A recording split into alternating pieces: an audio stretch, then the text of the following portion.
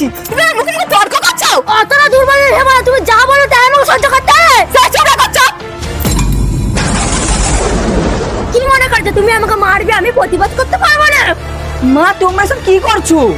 এই দেখো, তোমার মাকে এই বাড়ি ছেড়ে চলে যেতে বলো, নাহলে আমি এই বাড়ি ছেড়ে চলে যাচ্ছি।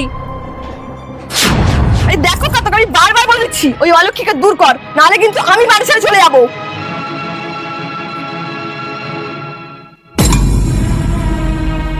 দেখো তোমার মা যা শুরু করেছে আমি আর সহ্য করতে পারছি না, চলো আমরা ঘর বাড়ায় চলে যাই। ঠিক আছে, তোমার যখন এটাই ইচ্ছা তাহলে তাই করব। কিন্তু একটা কথা বলো তো, তোমার দাদা বৌদি যদি তোমার মা বাবাকে ছেড়ে ঘর ভাড়ায় চলে যায় তখন তোমার মা বাবার কেমন লাগবে? আচ্ছা তোমার দাদার কথা বাদ দিলাম, আগামী দিনে তোমার ছেলে যদি ওর বউকে নিয়ে ভাড়া ঘরে চলে যায় তখন তোমার কেমন লাগবে? আর একটা প্রশ্নের উত্তর দাও তো আমাকে। তুমি যে আজ আমাকে আমার মায়ের কাছ থেকে দূরে সরিয়ে দিচ্ছ, আমার মা যে কষ্টটা পাবে, সেই কষ্টের দীর্ঘ নিঃশ্বাস যেটা ফেলবে, সেই পাপের ভাগ তুমি একটু নিতে পারবে? কিন্তু তোমার মা তো আমার সাথে জোর করে অশান্তি করে, আমি তো করতে চাই না। তুমি তো মার্কেটের সন্তানের মতো, মা যদি কিছু বলে তুমি একটু সহ্য করবে। আর তুমি যেটা আমার মায়ের শাসন মনে করছো, ওটা কিন্তু আমার মা তোমার ভালোর জন্যই করছে।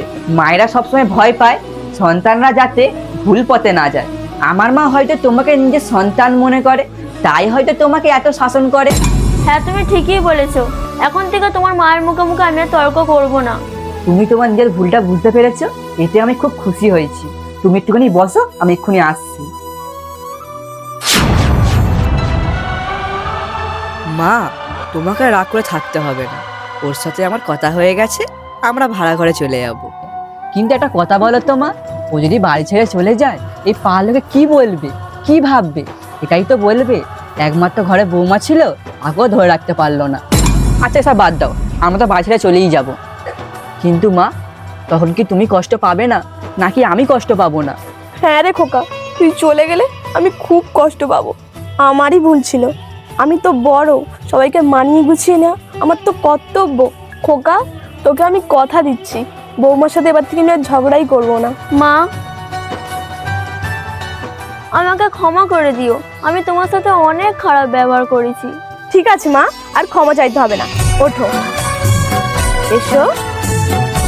হ্যাঁ বন্ধুরা, মা এবং স্ত্রীর মধ্যে যদি কোনো ভুল বোঝাবুঝি হয় তাহলে সন্তানদের এইভাবেই হাল ধরতে হয়।